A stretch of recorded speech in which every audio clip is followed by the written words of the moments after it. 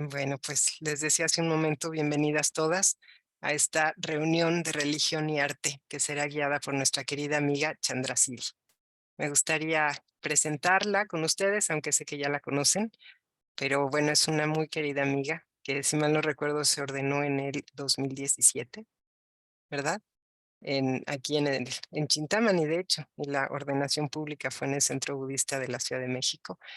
Pero bueno, ya tenemos algunos años de conocernos y de ver su relación con el arte y también su relación con la filosofía, ¿no? Con la filosofía occidental. Y qué más que su práctica con el Dharma, que sería esta suerte de filosofía oriental, que en realidad no es eso, pero bueno, digamos que es una cercanía con ello, ¿no? Y pues ella nos va a hacer el favor de compartirnos el día de hoy el tema de religión y arte. Muchas gracias, amiga, por darte este tiempo para estar con nosotras. Y pues te dejo la palabra. Muchas gracias, Naya Bacine. Ay, ojalá esto salga bien, porque no sé qué le pasó a mi computadora que de repente ¡pum! Se apagó por la lluvia, me imagino. Pero bueno, si Eh, no, pues no pasa nada. Todo sigue. Pues bueno, pues la verdad me da muchísimo gusto estar aquí. Este, sí, sí, entendemos, Eli, no te preocupes, tú tranquila. Y pues, bueno, pues la verdad es que este tema me ha traído desde hace un tiempo, desde que estaba en la carrera precisamente, la importancia del arte y del arte en la experiencia humana, ¿no? Entonces, pues me di a la tarea de investigar desde lo que había estudiado, un poco recordar la parte filosófica, pero pues también me di a la tarea de leer Avante y bueno, pues la verdad es que leí un montón y las ideas propias que yo había tenido, pues como que el mismo Avante las terminó de deshilachar, ¿no? Y de poner en forma, ¿no? Y en lugar. Y pues bueno, les voy a compartir ahora sí, este, déjenme compartirles pantallita. Ahí está. Sí, lo ven todos, ¿verdad? Perfecto. Bueno, pues todas bueno, no todas, pero gran parte de las obras que van a ver a lo largo de la presentación es de un artista que se llama Nicolás Roerich. De todas maneras, al final pongo su nombre, ¿no? Para que ustedes puedan investigarlo, porque la verdad es un excelente pintor, ¿no?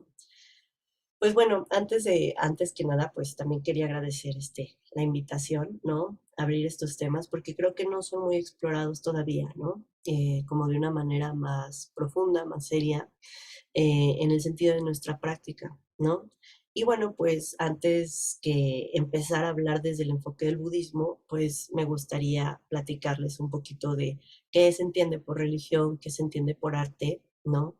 Y al mismo tiempo qué es lo que se ha descubierto desde la práctica, que es una y la otra, ¿no? Empezando por religión, digamos, pues tenemos, nada más déjenme mover esto, ok, ya. Eh, sí, perdón, es que no me deja ver, ya está.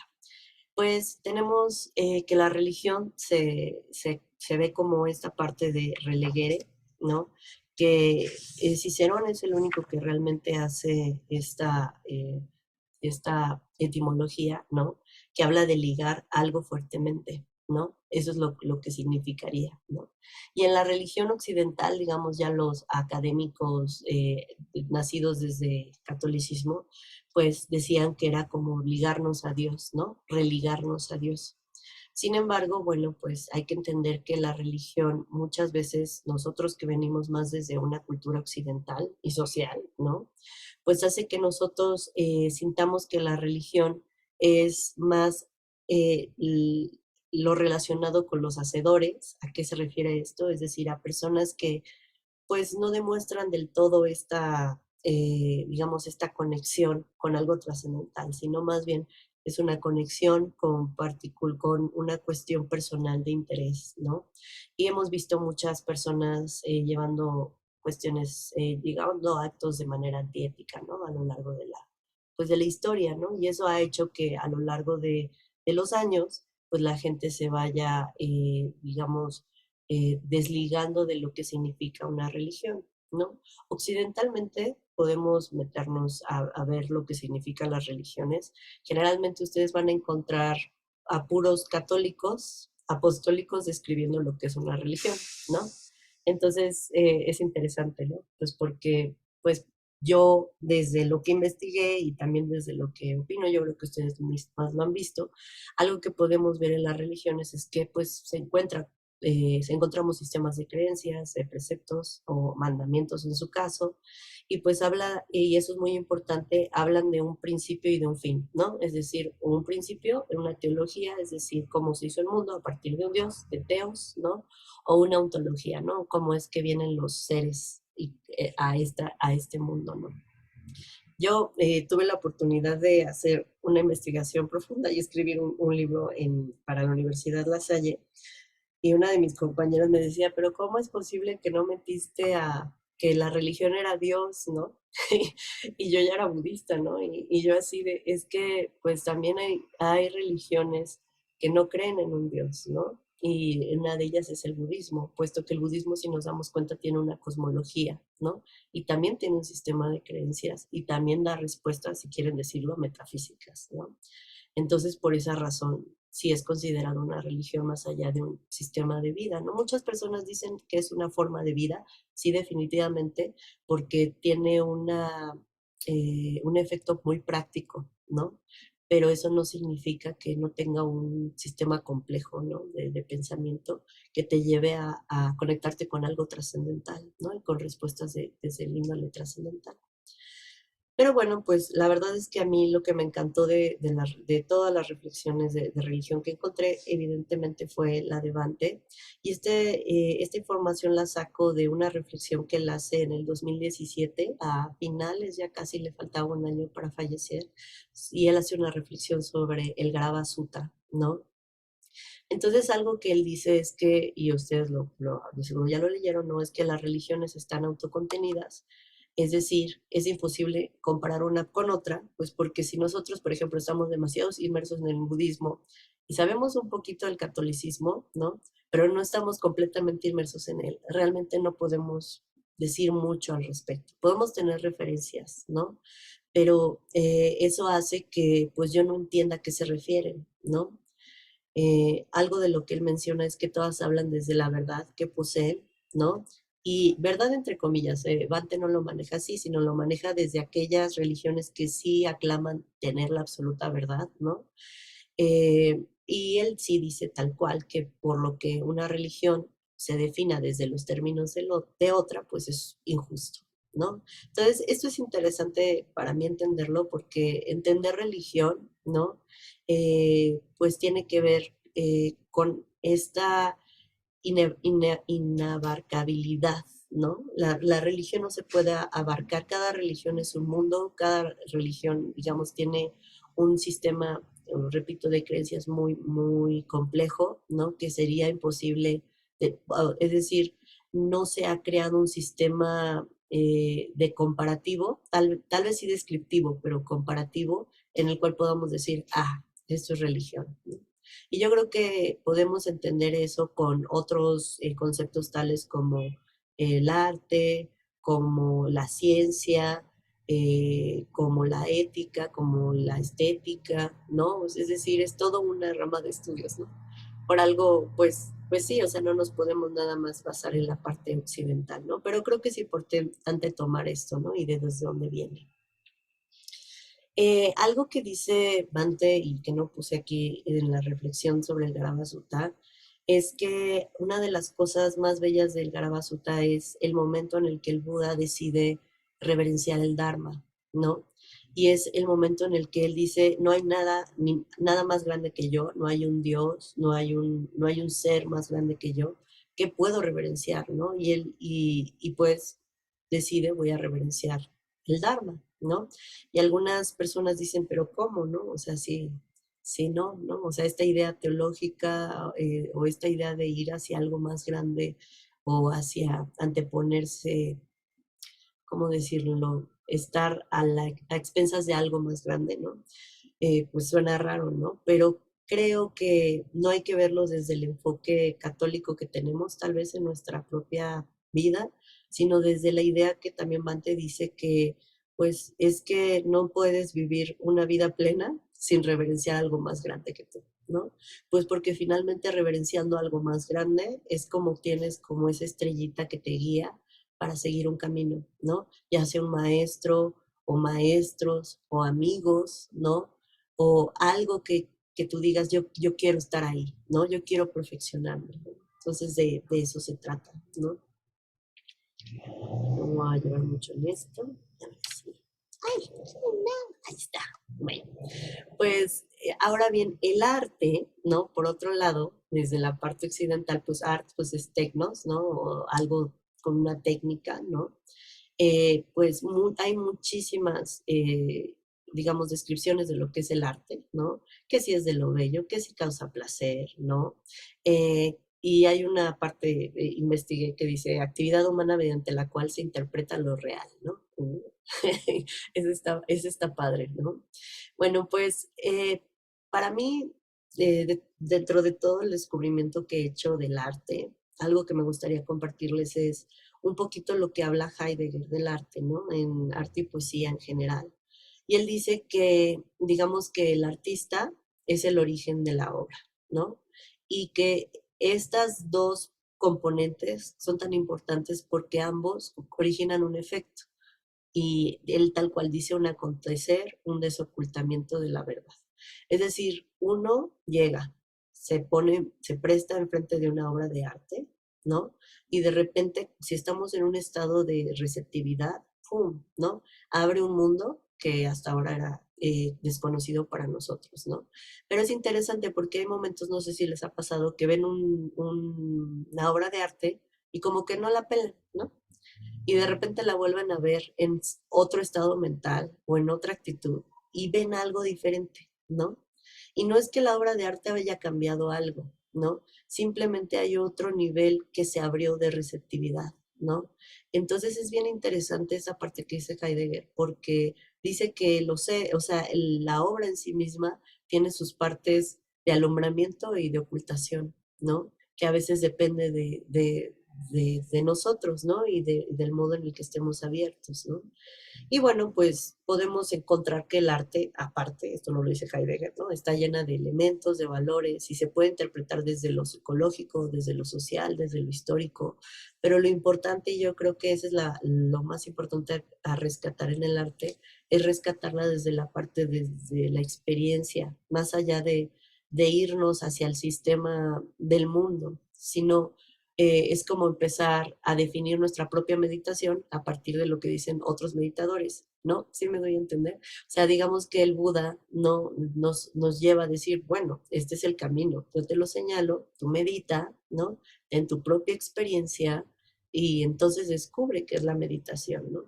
Es más o menos lo mismo con el arte, ¿no? Lo que rescata Heidegger, ¿no? Y aquí pongo la cita, ¿no? El arte como poner en obra la verdad, que él escribe así, ¿eh? Porque habla como para él, no, es como eh, como un concepto, ¿no? Poner en obra la verdad, ¿no?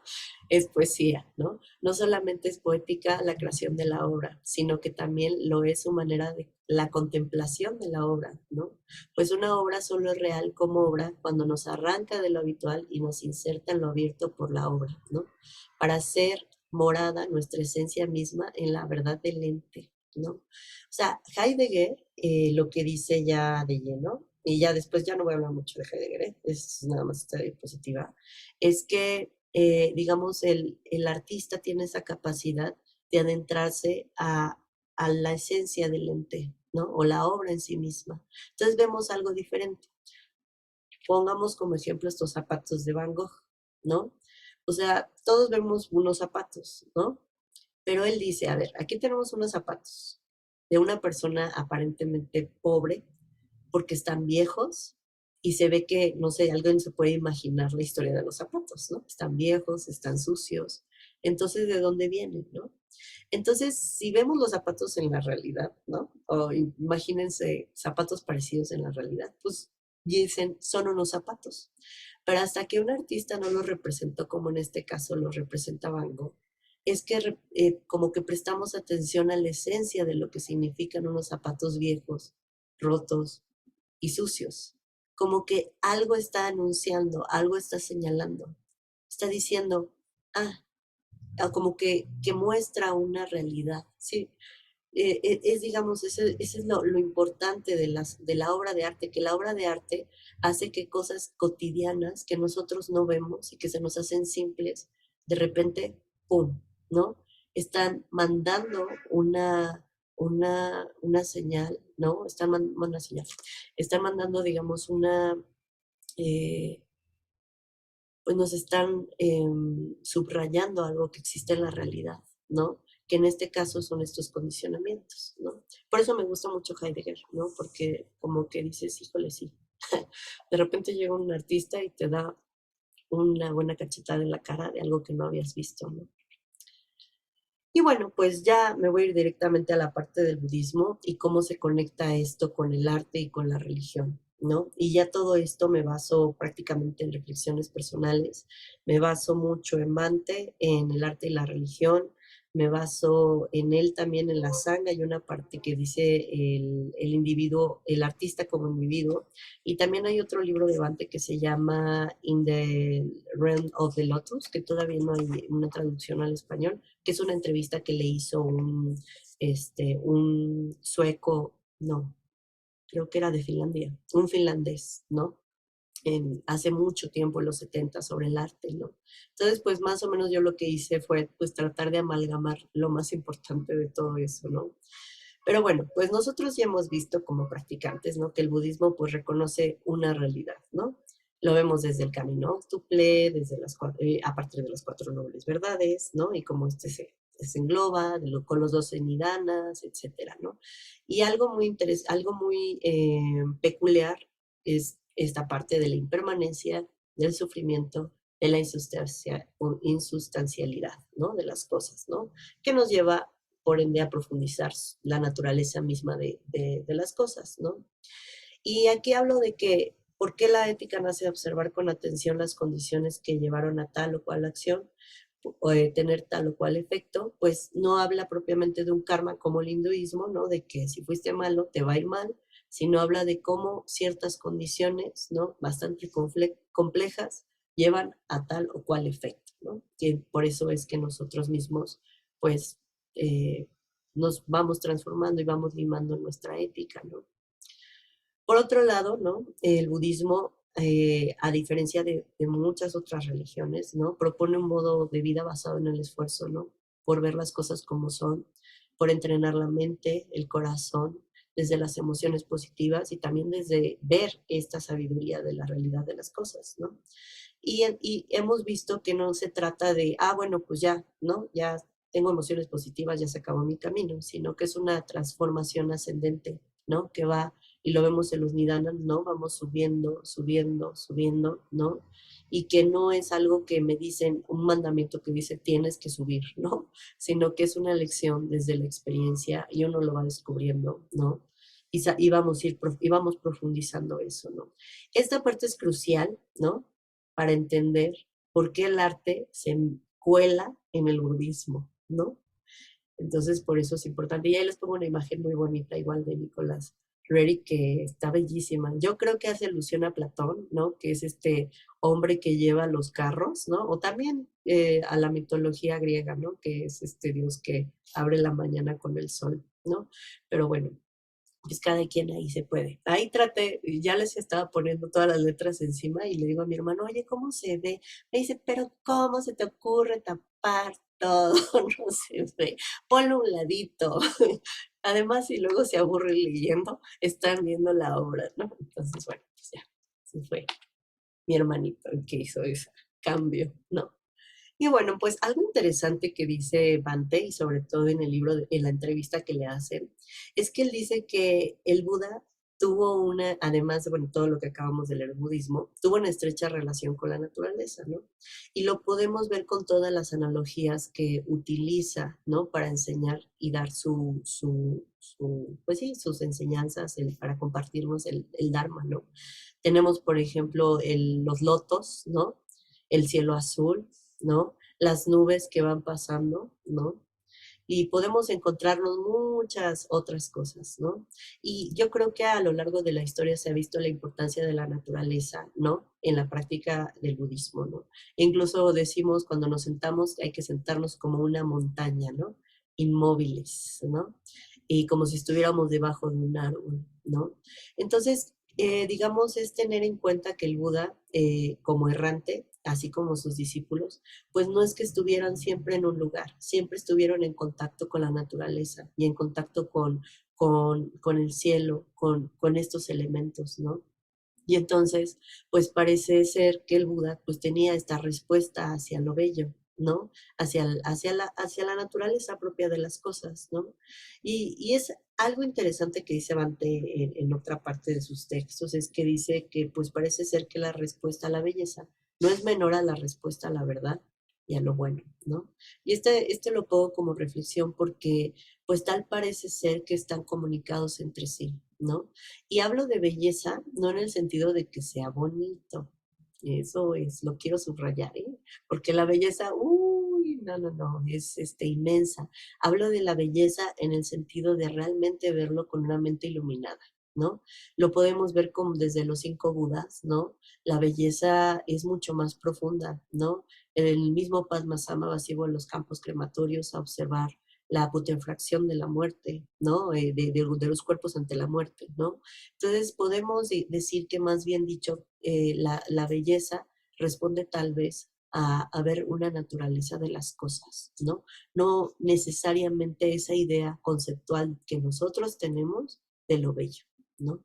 Entonces por eso hablo de que parece ser que la respuesta a la belleza no es menor a la respuesta a la verdad y a lo bueno, ¿no? Cuando algo es bueno, es bello, cuando algo es verdad, es bueno y así, como que es una triada que a lo largo de la humanidad, y si ustedes lo leen en los libros de filosofía occidentales y orientales, van a ver esa triada, ¿no? Siempre es algo que pasa. Dejémoslo en el misterio. Y bueno, pues digamos, aquí ahora tenemos pues al artista, ¿no? Regresando otra vez del budismo, nos vamos a regresar al artista, ¿no? Algo interesante del artista, y aquí van a empezar a ver ¿no? Es que lo que dice Bante es que el artista tiene una estrecha relación con las impresiones sensoriales, ¿no? Hay una atención enfocada en las formas, en los colores, en los contornos, en los sonidos, en las proyecciones de la realidad. No sé si ustedes han tenido la oportunidad, tanto ustedes como artistas, si es que lo son, o si es que conocen un artista, ¿no? Que siempre está como fijándose en esos detalles, ¿no? Así de, yo una vez tuve la oportunidad de viajar con un artista, tal vez la conocen, se llama Aide, ¿no? Pinta y estábamos en peregrinaje, ¿no? Y de repente íbamos bajando las escaleras de uno de los templos a los que íbamos y había un señor que había puesto un montón de chaquiritas de colores puestas, ¿no? Y creo que estaba vendiendo las chaquiritas de colores. Uy, no, o sea, Aide dijo, espérenme, ¿no? Y todos nos tuvimos que detener, ¿no? Porque ella necesitaba tomarle la foto a esas chaquiritas, ¿no? Porque necesitaba ver cómo esos colores se fusionaban, ¿no? Y si han tenido la oportunidad, luego les pasó, creo que es Aide León, no hace mucho hizo una exposición aquí en México y de verdad es impresionante la manera en la que trabaja con el color. Y dije, con toda razón, ¿no? Yo no me había dado cuenta de esa conexión que los artistas tienen, ¿no? Con lo que sea, ¿no? Con su materia, ¿no? Con lo que trabajan. No materia táctil, sino también tenemos materia sonora, materia literaria, ¿no? Las palabras también, ¿no? Forman una materia para los poetas, ¿no? No puede ser cualquier palabra, tiene que ser una palabra en particular que exprese ese sentimiento, ¿no? Obviamente no es solo saber utilizarlo, sino que esto viene de una conciencia propia de esta respuesta que tienen a lo que están viendo. Son conscientes de las respuestas que tienen hacia el mundo y por ende también de sus estados mentales. Si se dan cuenta es todo un proceso, ¿no? Y también son conscientes algo más grande, ¿no? Y lo pongo aquí, algo de realidad y de misterio, ¿no? Obviamente son conscientes, y dice el Bante, que son conscientes del mundo, de otros, ¿no? A través de la obra, pues se nos permite estar teniendo su experiencia y por ende también sus valores, ¿no? Es interesante ver todo el proceso del artista, nos podríamos dedicar horas y horas y horas, pero esta es la idea como para que ustedes tengan idea de que realmente el artista pareciera tener todo un proceso eh, de creativo tan profundo como la meditación, ¿no? O sea, necesita realmente darlo todo, ¿no? Entonces, bueno, pues para ahora sí hacer el conecte de una cosa con otra, les voy a hablar de unos tres relatitos chiquititos, sobre todo el primero, que a mí me agrada, ¿no? Que de seguro ya lo escucharon, que con eso vamos a empezar a ver un poco más cómo se amalgama nuestra práctica con el arte, ¿no? Desde el enfoque budista, ¿no? Y es que tal vez no han escuchado, pues, la historia de una rana que vivía en un estanque, ¿no? Entonces ahí estaba la rana diciendo que vivía en el lugar más grande, el cuerpo más grande de agua que existe sobre la tierra, ¿no? Y entonces iba pasando otra rana y, y le dice, oye, no sabes, bueno, yo no me acuerdo cómo estuvo, pero se encontraron las ranas. Y entonces le dice, este es mi estanque, es el cuerpo de agua más grande. Y le dice la otra rana, no, yo vengo del océano y yo conozco un cuerpo de agua mucho más grande. Es más, no podrías identificar hasta dónde acaba, ¿no? Su límite. Y entonces la otra rana le dijo, claro que no, no es cierto, este es el cuerpo de agua más grande, ¿no? Y esa es la historia de la rana, ¿no? Lo podemos hacer más poético, tal vez lo conté muy chafa, ¿no? Pero la idea de la rana y del estanque es que muchas veces nosotros nos quedamos con esta percepción, ¿no? Limitada de que lo que conocemos, ¿no? Es lo que hay, ¿no? Y creo que es algo que nos empuja al budismo, es como a romper estos límites de nosotros mismos, ¿no? Y a veces no es fácil y es bastante doloroso romperlos, ¿no? Y es pasar por un proceso de cambiar de visión, ¿no? Porque no estamos dispuestos a veces a dejar de lado nuestras ideas, porque eso significa dejar de lado nuestro ego, ¿no? Otra de las relatos que cuenta Bante y que en algún día yo sí les recomiendo leerlo, es La cueva de Platón, ¿no? Que habla de que hay un montón hay personas que las encierran dentro de una cueva desde chiquitas, las encadenan todas y las ponen de espaldas de la boca de la cueva, ¿no? Es decir, están viendo hacia, digamos, la pared de la cueva, ¿no? Entonces, en la parte de atrás ponen un fuego, ¿no? Una fogata, y empiezan a pasarles sombras de lo que es la realidad de allá afuera, ¿no?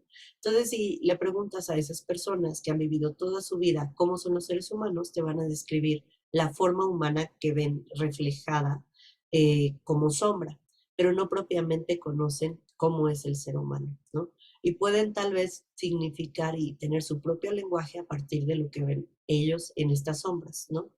Si en algún momento alguien les quitara las cadenas a algunos de ellos y a esta persona se le invitara a salir de fuera, esta persona tal vez, y es lo que dice Platón, no podría darle nombre a las cosas como las conoce porque no las reconoce de esa manera, ¿no?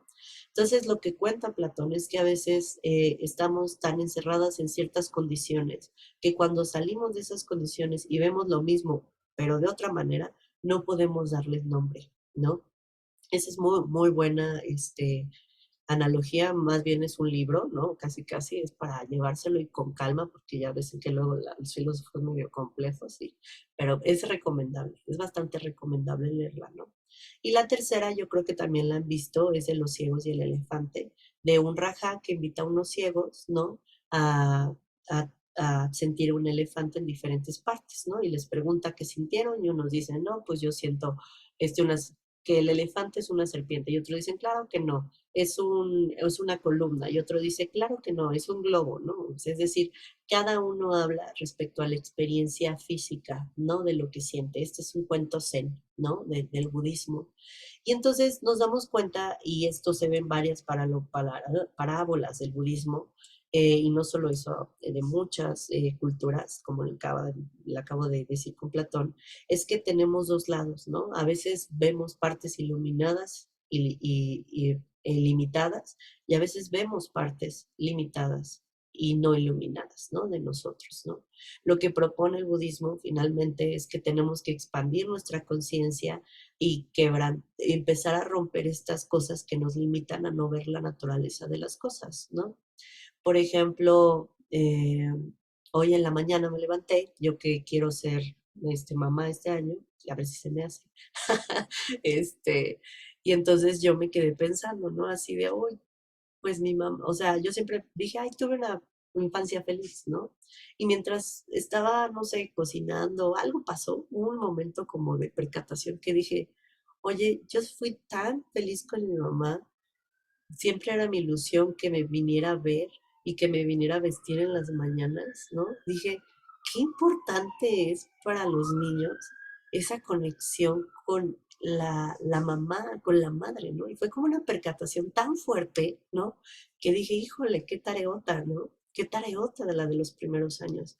Y para mí fue como cuando algo lo tenías así, ah, sí, la infancia es importante, ¿no? Porque lo sabes teóricamente, y de repente como que te cae un 20 y dices, no, o sea, te abre y te expande la visión y dices, es que es importantísimo, ¿no?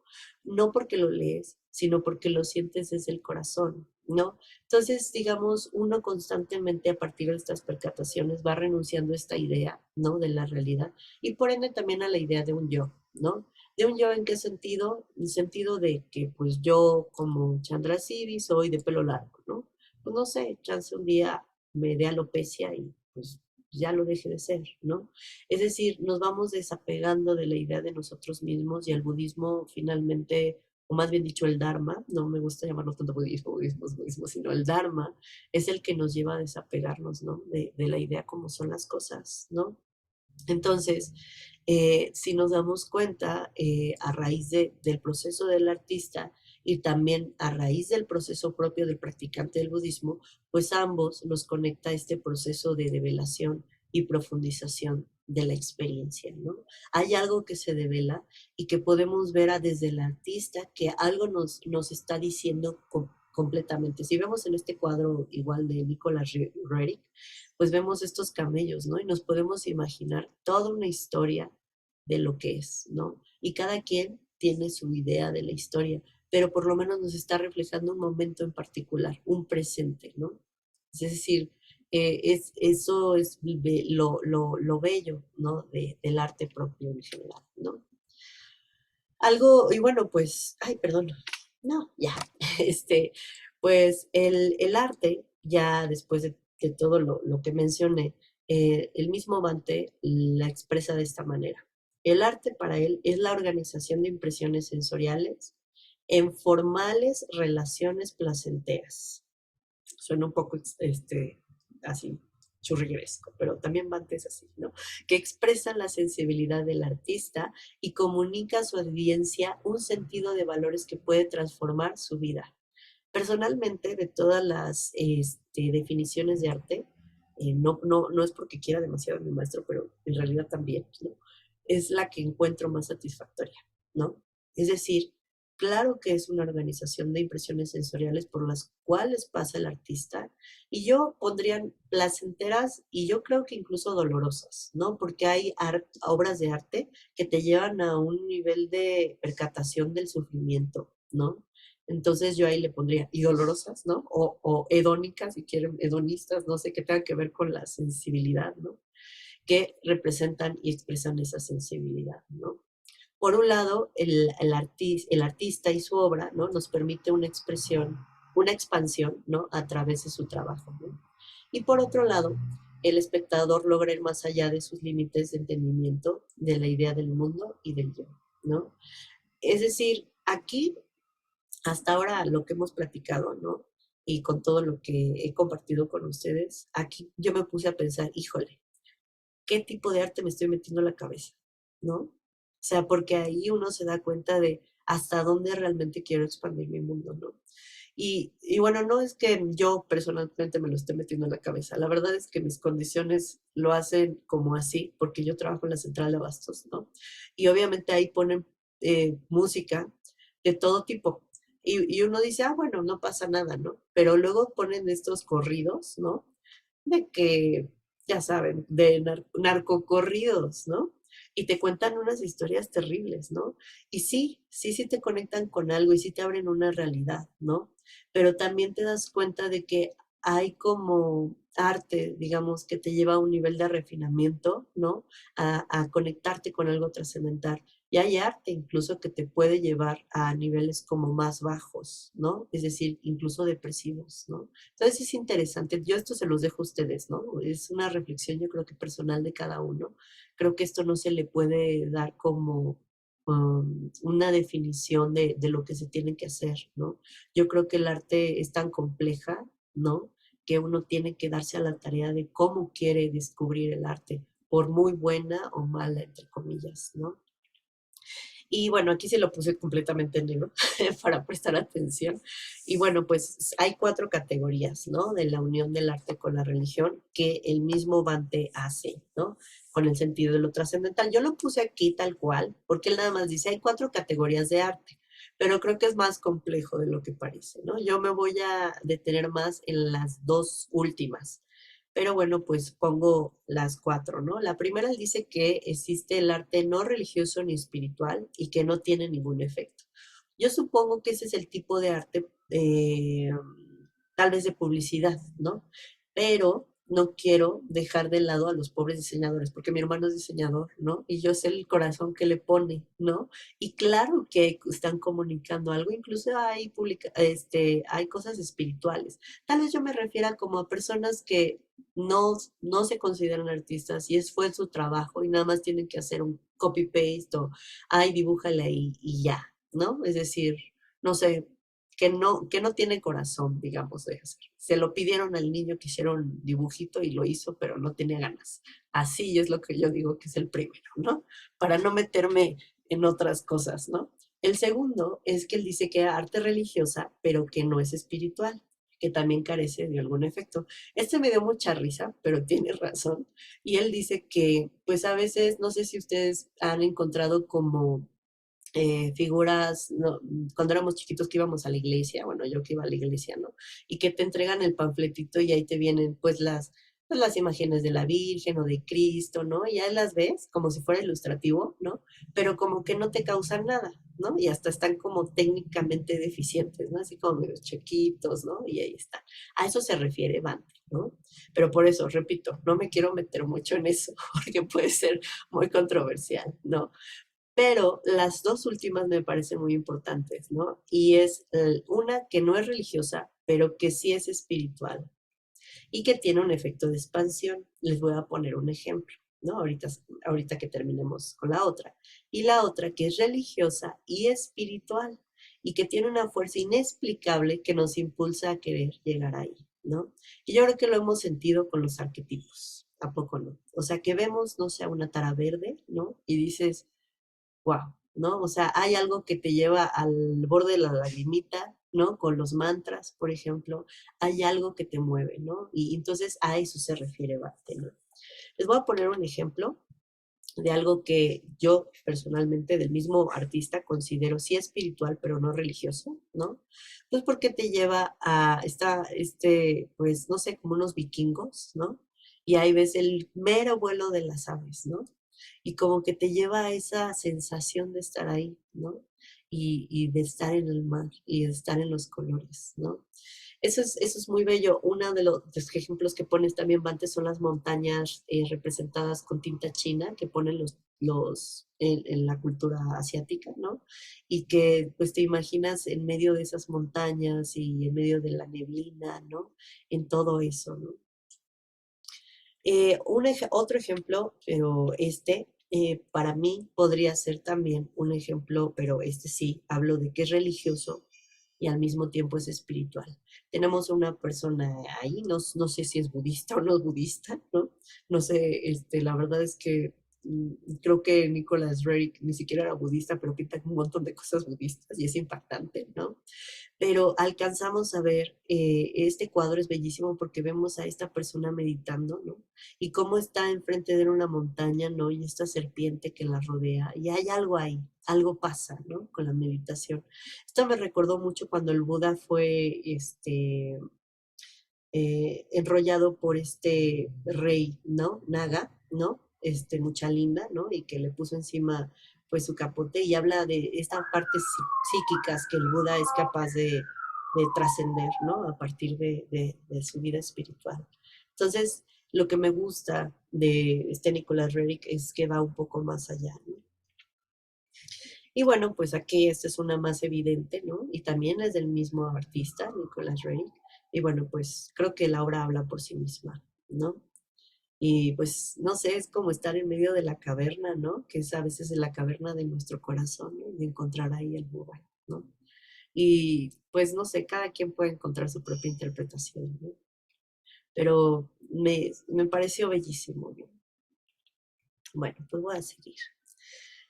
Entonces, bueno, pues ambos, ¿no? El budismo y el arte, desarrollan ese efecto de expansión, ¿no? De dejar atrás las ideas fijas al estar abiertos a algo que cambia y abre nuestra propia perspectiva de la realidad, ¿no? Ya sea a través de la meditación, del proceso creativo, de la contemplación, del silencio, todo se trata de la receptividad y de estar dispuestos a conectar, ¿no? Y creo que es algo que hace mucho la referencia a ambas partes, ¿no? Estás dispuesto a no poseer nada, sino a apreciar el misterio propio de la belleza. Ya no se trata de consumo, sino de deleite, ¿no? Y es algo que hace el artista. O sea, el artista es perfeccionista, pero al mismo tiempo tiene que dejar ir para que las cosas salgan. Y yo creo que a todos los artistas les pasa en el proceso, ¿no? Eh, yo creo que cuando van pintando, ellos tienen la idea de una cosa, pero la misma obra habla por sí misma y les cambia todo, ¿no? Y de repente el artista dice, híjole, ¿y esto cómo fue? ¿No? Están dispuestos a no poseer la belleza, ¿no? Igualmente nosotros, ¿no? Estamos dispuestos ya a no poseer, ¿no? Nuestra idea del yo, a ya no poseer nuestra idea de mis estados mentales. Simplemente son estados mentales que surgen, estados mentales que cesan, ¿no? Y hay una parte muy bella que cuenta Bante de, no me acuerdo exactamente cómo, pero la cuenta en la entrevista, y dice que hay un monje que se encuentra con una flor y que la huele, y que de repente la flor se enoja y le dice, oye, ¿por qué me quitas mi esencia? ¿Quién te dio permiso? ¿No? Y entonces el monje le pide disculpas, ¿no? Y entonces se va y cuando se la vuelve a encontrar, siempre le pide permiso para pues olerla, ¿no? Entonces dice el mismo Bante, bueno, pues tal vez, o sea, suena un poco ridículo, ¿no? Que sea la vida así, pero en realidad está aludiendo a la reverencia, ¿no? Y al respeto que le debemos dar a la misma naturaleza, ¿no? No está dado por hecho que la tenemos que consumir para nosotros, ¿no? Sino simplemente la estamos observando, se está presentando, ¿no? Y no nos va a pertenecer, ¿no? Y obviamente también dice que el proceso de arte, ¿no? Es también una forma de sublimar nuestros deseos, ¿no? Es decir, los va refinando, ¿no? Y los lleva a un nivel más alto, ¿no?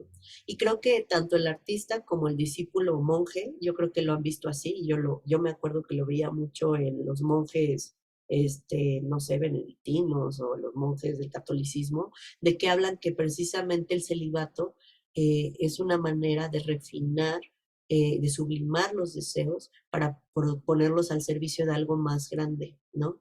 Y el artista, hay veces artistas que pues necesitan sacar tantas emociones, ¿no? A través del arte, ¿no? Es interesante, es bastante interesante.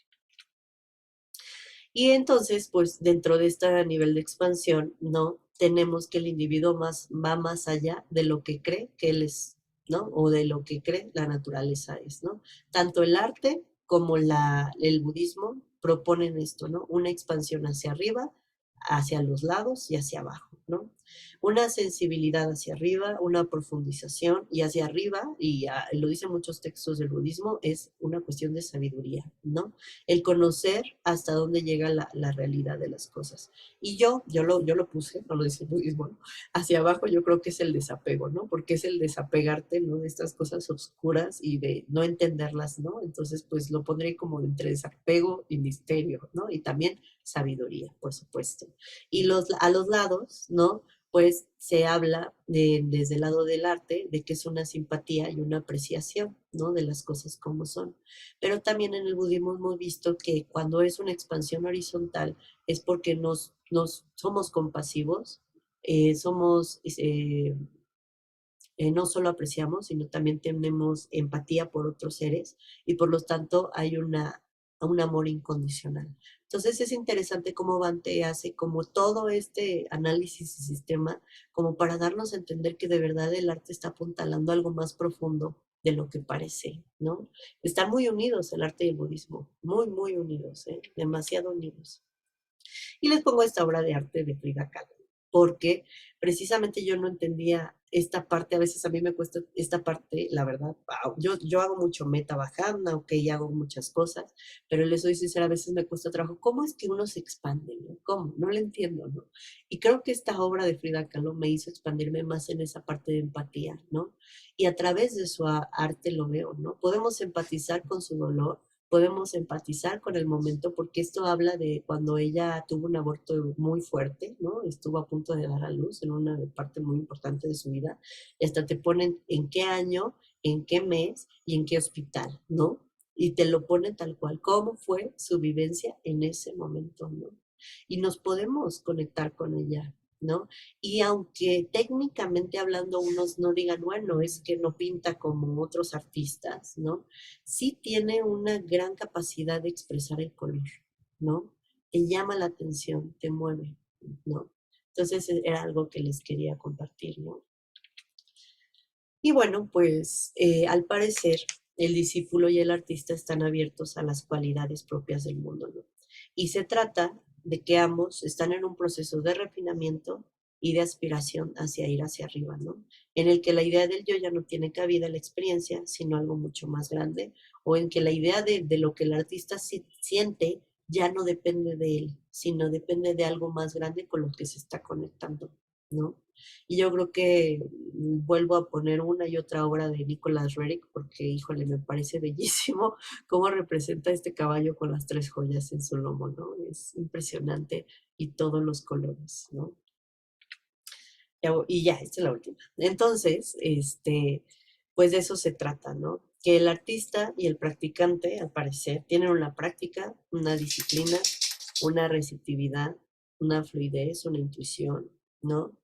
Y pues podemos ver que el arte a través de sus creadores, a lo largo de la historia e incluso a lo largo de nuestra vida personal, la de ellos o la de nosotros, comunica percataciones, comunica valores, ¿no?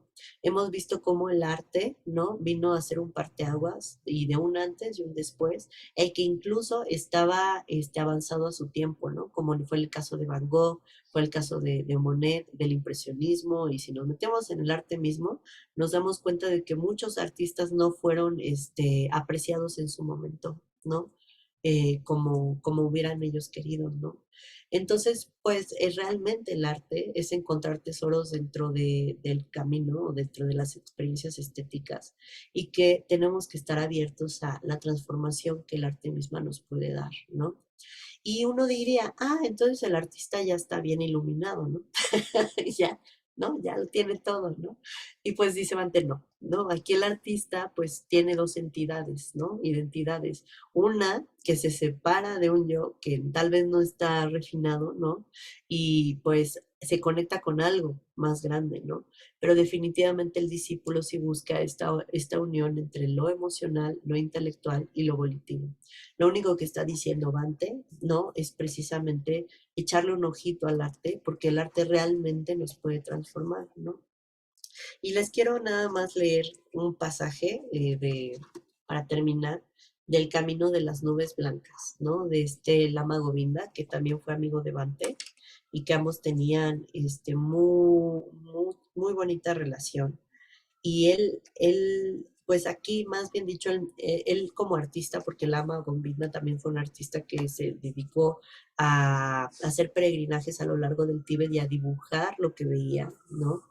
Pues podemos al leerlo entender cómo es su proceso de profundización, además de que él era budista, ¿no? Dice, sí, me sentía tan feliz y despreocupado que decidí acampar allí durante unos días para explorar los alrededores y dedicarme a dibujar y pintar, procurándome a sí mismo ratos tranquilos de meditación. Allí, en la completa quietud y soledad de la naturaleza, lejos de las zonas habitadas por cualquier humano, Bajo el extenso cielo y rodeado de un paisaje de ensueño, me sentí en paz conmigo mismo y con el mundo. Sorprendentemente no existía el sentimiento de soledad ni la necesidad de conversación o comunicación externa. Era como si la propia conciencia se ampliase hacia afuera hasta el punto de abarcar el paisaje del mundo exterior, el espacio y los seres humanos, tanto los presentes como aquellos con los que me había relacionado en el pasado. De hecho, el pasado parecía emerger dentro del presente por cuenta propia.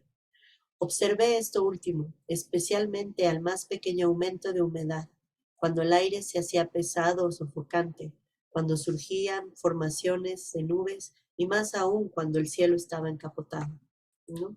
Entonces ahí nos damos cuenta de su percepción y nada más quería leerles por último, a ver si lo encuentro, si no, pues ya valió porque ya lo perdí. No, creo que está acá. Sí, sí, sí. Sí, en esta parte, ¿no? La de los colores, ¿no? Dice, al mismo tiempo me di cuenta de la tremenda influencia que el color tiene en la mente humana, aparte totalmente del placer estético y de la belleza que ello suponía, lo cual intenté captar en pinturas y bocetos. Había algo más profundo y sutil que contribuía más que ningún otro factor a la transformación de la conciencia.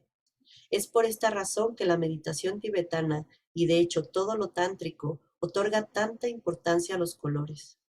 Los colores constituyen el lenguaje directo de la luz, el distintivo de la realidad consciente, el significado metafísico de los colores como símbolo y exponente de la realidad se menciona en énfasis en el Bardo Todol, comúnmente conocido como el libro tibetano de los muertos, donde la realidad trascendental es referida mediante la experiencia de variadas formas de luz representadas por colores puros, brillantes, y es interesante que un gran pensador moderno como Aldous Huxley haya llegado a la conclusión de que el color es el verdadero parámetro de la realidad, ¿no?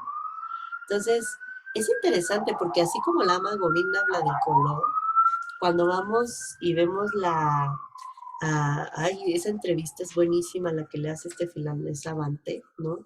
Bante habla del color, no habla propiamente de las formas, ¿no?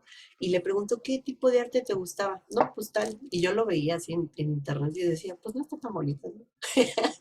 Y ya después leía a Bante y decía, no, es que a mí lo que me llamaba la atención era el color, ¿no?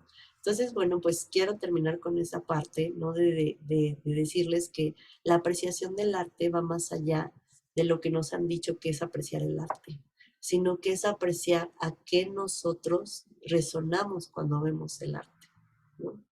Y bueno, pues, ay, ahora sí espero no haberme expandido de más, pero ya acabé. Espero que les haya gustado. Muchísimas Sí. gracias, querida Chandrasidi. De verdad, yo tomé muchas notas y creo que es una presentación muy rica y que aclara mucho el punto de por qué hacemos tanto énfasis en la práctica del Buda Dharma en conjunción con el arte, ¿no? Cómo Mm. el arte nos ayuda en nuestra práctica. Creo que personalmente agradezco mucho la claridad con la que lo has expuesto para poder entenderlo. Muchas gracias, querida. Muchas Ay, gracias, amiga. qué bueno que fue claro. Y Adelante, Amelia, querida. no sé quién más quisiera compartir algo. Me pareció una lindísima exposición y de alguna manera me dejaste absorta en tu plática. Y hay una cosa que sí quisiera también apuntar, que quizás sería interesante para que lo elaboraras, tú lo elaboraras, porque realmente estás elaborando algo bellísimo. El hecho de que yo no soy artista, yo no pinto, yo no toco el piano, digo, yo hago monitos y palitos y qué sé yo, ¿no? Sin embargo, esto no quiere decir que esté fuera de el espectro de la belleza y el espectro del arte y el espectro de la verdad. Entonces, aquí me faltó el elemento de el recipiente, que es el espectador del arte o como lo quieras ver. Ujú. Te voy Sí, a, te voy a platicar una cosa así como muy chiquita, ¿no? A mí personalmente me gusta mucho la música. Y yo sigo una línea, o digamos, o una escuela, lo que sea, que se llama musicosofía. que básicamente el planteamiento es este.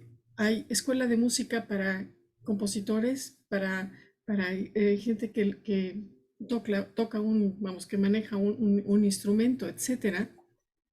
Hay compositores, hay directores de orquestas, hay escuelas para todos ellos. ¿Y qué pasa con el oyente? También el oyente debe de ser instruido, metido dentro de la música. No nada más oigo así como de fondo, qué sé yo, qué sé, sino realmente hay que tener toda una atención consciente y muy clara cuando se está escuchando algo. Y de esa manera realmente se aprecia. Entonces, aquí estamos hablando del que ejecuta, el que compone, el compositor, el que es el artista, el que ejecuta, que también es un artista, y el oyente, que en su línea también es un artista y debe de cultivarse como tal. No nada más oigo la novena sinfonía de Beethoven y digo, ay, qué buena onda. Y este además es parte de no sé qué rayos de la humanidad. No, hay que ver qué cosa está pasando. Y um, esto me lleva a decirte que yo personalmente, con todo que toda mi vida he vivido alrededor de música clásica, desde que estoy en musicosofía, estoy apreciando y metiéndome en la música de una manera que no había hecho antes. Y con todo que sí, yo vibro muchísimo, siempre he vibrado mucho con la música y bailo y qué sé yo, ¿no? Pero esta atención consciente en dos elementos, en la estructura y en lo que me mueve a mí, en lo que está sucediendo, es lo mismo que pasa con todas las otras obras. Hace relativamente poco, aquí en Cuernavaca hubo una exposición de una artista, de hecho, no sé si realmente cuernavacense, pero vivió y murió aquí, se me va el nombre, no importa, pero fui a verla por X razón, fui a verla. Y de entrada dices, no entiendo. Literalmente, hay una sensación de, no entiendo. Entonces dije, a ver, espera. Vamos a hablar, vamos a manejarlo como cuando estás con mi psicosofía. No entiendo. Si me pones a mí un Sostakovich, no lo entiendo. Ah, pero espérame. Hay otra manera de acercarse. Entonces, así como que literalmente me salí de la sala y me volví a meter, pero con otro planteamiento. No sé, con otra actitud o como lo quieras llamar. Y entonces sí que me impactó el tipo. Sí, digo, no quiere decir, eso que dijiste que no es lo bonito respecto a mí, yo, la que juzgo, sino de repente dices, este hombre está gritando, está diciendo cosas, está moviendo mis entrañas. Y hubo en dos o tres ocasiones que se me saltaron las lágrimas. Y en especial, así como bonito, había una cantidad de dolor y de sufrimiento en sus pinturas que dices, ¡ay! En la torre. Pero si la ve uno de otra manera, dices, ah, ese es el sufrimiento y el dolor que compartimos todos. Y fue un viaje, ¿sí? Yo iba de entrada por salida, yo dije, yo no quiero verlo. Y me pasé 2 horas viéndolo. Y es más, lo repasé, lo volví a ver otra vez. Finalmente es un espectador que puedes decir, ay, no, Frida Kahlo, qué horror, estás así como muy, muy cruenta, qué espanto y qué horror. Ah, si lo ves de otra manera, y sí se tiene uno que educar como espectador, como oyente, como todo, ¿no? Sí, y no, y te agradezco que hayas hecho esta aportación porque precisamente por tanta información, ¿no? No me dio tiempo, ¿no? Porque iba a ser mucho, pero prácticamente lo que está haciendo Bante, ¿no? Y de hecho lo dice en el libro de la sanga, ¿no? En la parte de el artista como individuo, ¿no? Dice que cada uno debe aspirar a ser uno mismo su mayor obra de arte, ¿no? Y habla precisamente de ese proceso, ¿no? Porque creo que es el recipiente, ¿no? Es decir, y es algo que yo les iba a dejar de tarea personal, ¿no? Que ustedes hagan su propia autobiografía de arte, pero no de lo que ustedes crean, sino de esas cosas que los fueron transformando a lo largo del tiempo. Porque si se dan, bueno, yo me he dado cuenta que cuando era niña, yo me llamaba la atención ciertos colores ciertas cosas. Yo creo que cada quien tiene su biografía hasta de gusto de colores, ¿a poco no? Y como que, de olores, de sensaciones, de sonidos, de sabores, ¿no? Que cosas que no nos gustaban ahora nos gustan, ¿no? Y cosas que no entendíamos ahora las entendemos, ¿no? Entonces realmente de eso se trata, ¿no? De ir, y diste en el clavo, ¿no? Esa es la idea, ¿no? Y de meternos el arte, es meternos también a nuestra propia potencial ilimitada de algo que surge y que va más allá. No nos entendemos a nosotros mismos, pero si a nosotros mismos nos vemos desde un lado, nos salimos de nosotros. Y como tú dices, volvemos a entrar a nosotros desde otro lado, ¿no? Vamos a encontrar un montón de cosas. A eso se refiere, ¿no? O sea, no está del lado vamos a decirlo así, el artista no es nadie sin el espectador. La obra se queda muda sin el espectador, ¿no? Muchas gracias, Chandrasidhi. Gracias, Amelia. ¿Alguien más quiere comentar algo? Romy. Gracias. Bueno, primero que nada, gracias, Chandra. Sí, la verdad es que la combinación de tu explicación y las pinturas que elegiste se me hizo maravillosa y estaba así de, quiero seguir viendo al artista.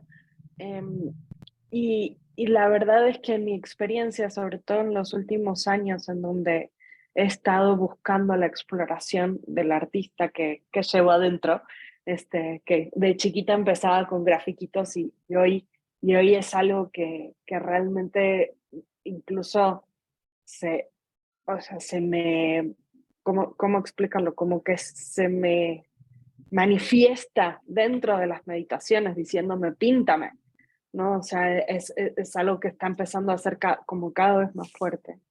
Hay un trabajo incluso en el hecho de uno ser artista de cualquier tipo, ya sea fotografía, de producir música, de escribir. Amelia es una gran escritora y wow, cada vez que la leo lloro.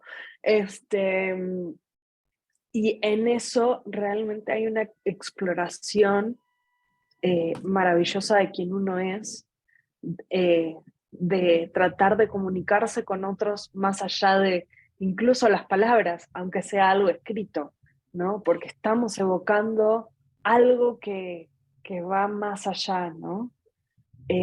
Yo puedo mostrar mis pinturas y todo, y te las puedo explicar, pero a ti te va a evocar algo completamente distinto, ¿no? Y si hoy ves la pintura y la vuelves a ver en un año, probablemente evoque algo diferente.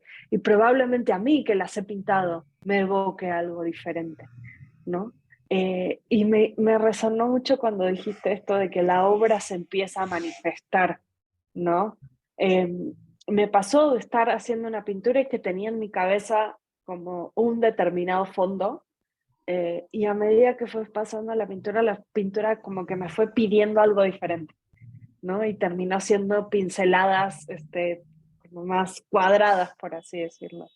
Entonces, creo que también es una forma de trabajo, no solamente desde la expresión, sino también, como dijiste, no ser perfeccionista, dejar ir, pero al mismo tiempo tratar de manifestar lo que uno quiere. Entonces, realmente es una exploración bonita ser artista, pero también apreciar el arte de los otros, incluso aunque sean, como dijo Amelia, monitos con palitos.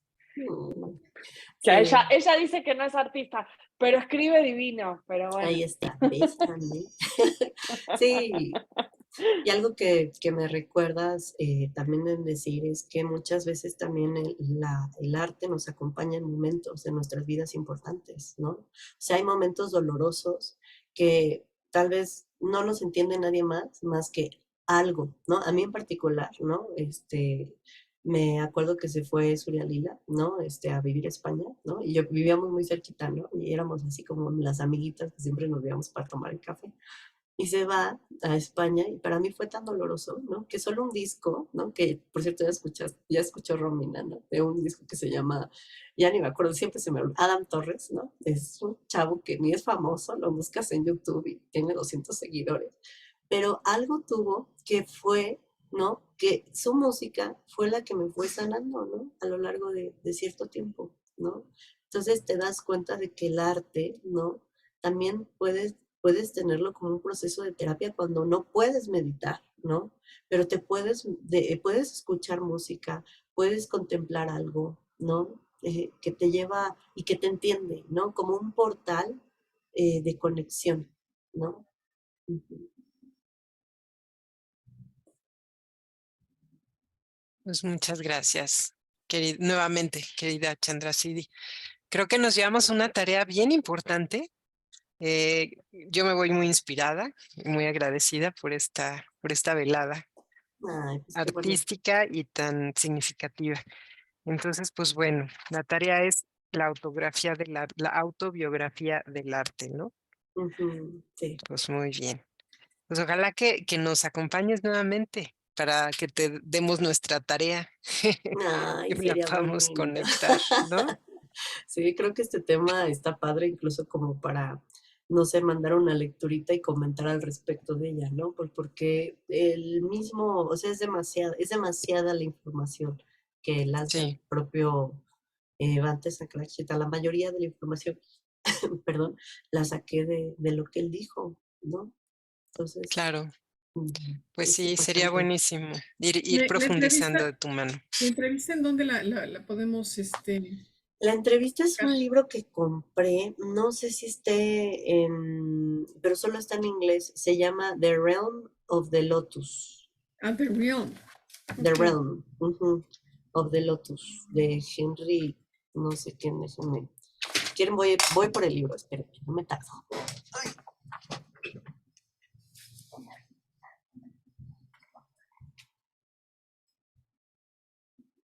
Pues gracias que todas han estado tan pues atentas, tan participativas también. Aún los silencios son participativos cuando hablamos de receptividad, ¿no?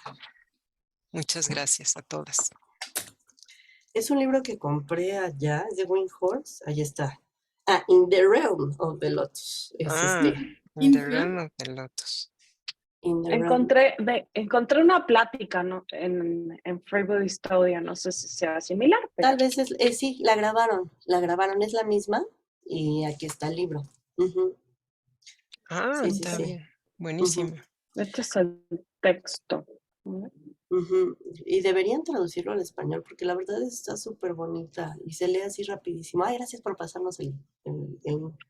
Es Un gusto. bellísimo, bellísimo, la verdad. Se los recomiendo. Y sí, bueno, si entienden en inglés, pues ya está. Ya, ya le hicieron. Y Perfecto. Pues Sí, mil gracias luego me nuevamente. pasan en el link por correo electrónico, porque por este lugar yo soy iletrada tecnológica y no sé ni por dónde entrar. oh, Pero bueno, se lo va se pasando, me no borra le el diga. Zoom y ya se me borró todo. Pero bueno, qué cosa más linda qué linda puerta acabas de abrir. No, pues ahora sí que el arte, ¿no? Y pues yo estaba con esas ganas, ¿no? De explorarme a mí misma a través del arte. Y la verdad, pues yo sí les recomiendo, ¿no? O sea, las lecturas que valen mucho la pena si es poesía y arte de Heidegger, lo tengo acá. Es chiquito el libro, ¿Se llama cómo? Arte y Poesía de Heidegger, ¿no? Y él habla precisamente de todo este proceso de desocultación, ¿no? Y de lo útil. Y lo que me gusta de Heidegger es que es de los filósofos más amenos de leer, como más digeribles, no es tan complejo ni nada, y sí te lleva como a, a cosas así, ¿no? O sea, es impactante, ¿no? Sí, incluso así cada parrafito que podamos leer, ¿no? Es así como, wow, ¿no? Entonces sí se los recomiendo mucho, ¿no? Entonces, pues ahí tienes recomendaciones, y obviamente el libro, ¿no? De arte y religión. Leti, Sí, bueno, me encantó tu plática, muchas gracias. Y estuve todo el tiempo con una referencia que justo ayer empecé a leer un libro de John Berger que se llama Ensayo sobre el arte. ay, qué Luego les paso padre. también el Sí, link. Es un libro precioso vale mucho y, la pena. bueno, me está gustando mucho. la verdad no lo empecé desde el inicio, sino que busqué entre los capítulos a ver cuál me gustaba, porque se pueden leer así como por separado, y es para mi tarea de inglés. Es decir, no es porque dije, pues voy a ver qué encuentro aquí para platicarle a Ana Gabriela en mi tarea de inglés, y creo que sí vale la pena. Encontré uno bellísimo, un ensayo acerca de cómo los artistas tienen que imaginar en la realidad. Está muy, muy interesante, y la importancia del dibujo, que tal vez a lo mejor no es el dibujo es decir, que plasman, sino el dibujo mental de lo que quieren hacer. Entonces está muy bueno. Luego les paso la bibliografía. Ay, sí, muchas gracias, Leti. Sí. Creo que todo eso nos Porfa. alimenta. Y muchas felicidades, Totalmente. Sandra. Sí, de verdad diste una plática maravillosa y yo me voy muy feliz. Ay, no, pues qué bueno. Me costó mucho trabajo, fueron muchos apuntes. Te salió perfecta. Y yo así de cómo les comunico tanto. Sí, hay que Maravillosa, volverla a maravillosa. poner, igual que la vuelvas a dar muchas veces, porque para que más gente la pueda oír, ya que lo preparaste tan bonito, de verdad, te felicito. Realmente Te fue agradezco. una plática artística de arte. Sí, Pues Nicolás Roerich habla por sí mismo, la verdad. Yo me enamoré de él y sigo enamorada de él. Maravilloso. bueno, y lograr conectar con la receptividad, con el impacto de arte para poder abrirnos a ello. Y yo me quedo también con esta parte que decía Amelia del contacto con el sufrimiento, ¿no? Desde esa receptividad y la sensibilidad que nos permite ir desarrollando el arte. No, hombre, tenemos mucha tarea, al menos yo me voy con mucha tarea y muy agradecida. Con la inspiración de ir a un museo el fin de semana. Yo te pediría, Chandra, si es demasiado, creo que sí es demasiado pedir, de alguna manera, ya que nos diste una tarea, un poquito de guía, en el sentido, no sé ni por dónde empezar, pero ya empezaré, ya lo haré. Pero sí me gustaría como no sé, bueno, ya no sé qué estoy diciendo, pero bueno, eso es lo que se me ocurrió. Como de alguna manera seguir en esta secuencia, ¿no? De las que estamos aquí, que vamos a tratar de empezar a hacer una fotografía del arte. Me parece muy sugestivo. Inicialmente no sé ni por dónde, porque es quien agarrarlo, pero me parece muy sugestivo y me parece como muy retador en el sentido no de competitividad, sino muy retador de, a ver qué, tanto que alegas y tanto que das la vuelta por el arte y dices, a ver si es cierto. Pero ¿cómo es que cómo es que me ha formado? ¿Cómo es qué ha hecho el arte y qué tipo de arte? Y sí te puedo decir, por ejemplo, que desde que entré al centro budista, mucho me decían que, vamos, me preguntaban cómo es que, vamos, qué me atrajo del budismo, ¿no? Y sí les puedo decir que mi hermana ese año acababa de morir en enero, y entonces yo me pegué mucho con mi mamá, y mi mamá iba a a un montón de actividades, porque además también estaba muy deprimida, y una de ellas fue historia del arte, y me llevó, y fui a varias, pero una de ellas fue historia del arte budista, y cierro los ojos, agarran la patín que tengo muchos años, entonces esto se pasaba con transparencias. Y de repente en un cuarto oscuro sale la transparencia, ¿no? Y en esa transparencia, sale un Buda que yo creo que era tailandés, era así como muy espigado, muy largo. Cierro los ojos y lo veo, se me vino encima, no encima en mal plan, sino, ¿qué es esto? Me quería ni hablar, ¿sí? Digo, de verdad dices, oh, qué cosa. Y no pude decir si era porque era muy bello, porque era dorado, porque el paisaje, no tengo la menor idea, pero sí me movió hasta el tuétano. Y mucho tiempo después estoy leyendo también un libro sobre historia de arte budista. No era sobre budismo, sino sobre arte budista. Y estoy leyendo y leyendo, y qué sé yo, porque pues, es un libro gordo y además tiene muchas láminas, pues de cualquier cantidad de cosas. Por supuesto, para decir de qué se trata un arbolito, que son muy bonitos, pero porque este árbol es importante, tienen que hablar de la historia del... Ay, creo que se trabó, ¿verdad? Sí, un poco. Yo también ya me tengo que ir. No, Pues, Sí. queridas, pues si mil quieres lo gracias dejamos aquí, le mandamos mensajito. a Amelia. Querida Chandrasidi, pues yo creo que te voy a platicar un poquito más tarde. Te llamo o no estamos en contacto para ver qué podemos seguir haciendo Ok, sí, para darle perfecto. seguimiento Sí, de ya no le plano. pude contestar a Amelia. Aquí Bueno, está Amelia.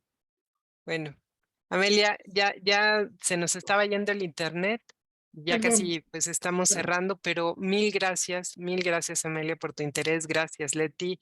Gracias a Rumi que se tuvo que retirar. Chandrasidi nuevamente. Y sí. estamos aquí, Ay, sí. siguiendo el Muchas camino gracias. del arte. Luego te mando un mensajito a mí. Ok, Bueno, muchas gracias. Bye, bye. Bueno, bye, que estén bye. muy bien. Abrazos y buenas Gracias. Me noches. encantó esta velada con ustedes. Las quiero mucho. Yo sé. Igualmente. Bye. Bye bye.